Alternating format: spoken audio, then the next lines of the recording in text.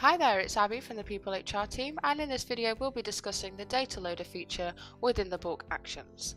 Now please note that this is a very powerful tool, and so we still do advise that if you are planning to use it, to carefully read through the written instructions we have in the PDF format.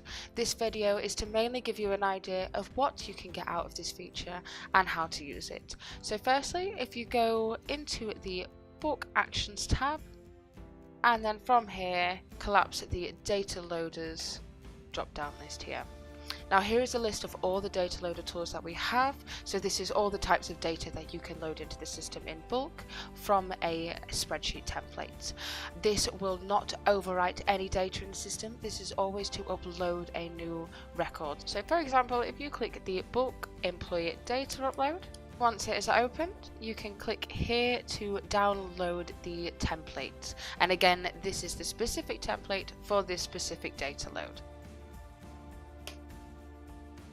Okay, so here you have the template. Now again, if you go to the PDF document for the instructions, we do have a really helpful table that provides you with detailed instructions on each column. So for example, what kind of format you'll be putting in, examples of what you might put in. But this one's fairly straightforward. Of course, you've got your employee ID, first name, last name, and so on.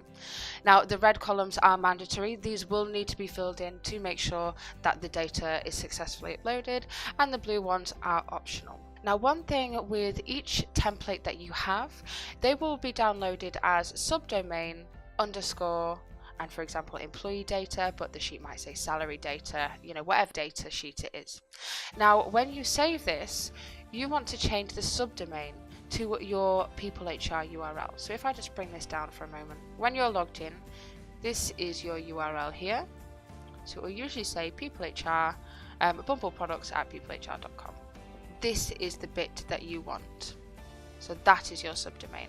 So if I then bring up my template again, once I've filled in the data, I will save this as Bumble Products. Save. Okay, and once you've uploaded it, you can click Validate Excel, and that will validate your data sheet to make sure if you've got everything right. So again, on the PDF sheet, it will give you detailed instructions on what each error message means and how you can get around that to make sure that, again, the data is loading successfully. Now, this is fairly straightforward for each bulk action that we have here for the data loads, so I hope that helps. The one thing that we do want to mention for you is that once the data has been uploaded, we will be unable to override this information in bulk, and therefore will be unable to rectify any errors. So please double check all information and ensure that it is all been added correctly within the datasheet before uploading. Thanks for listening.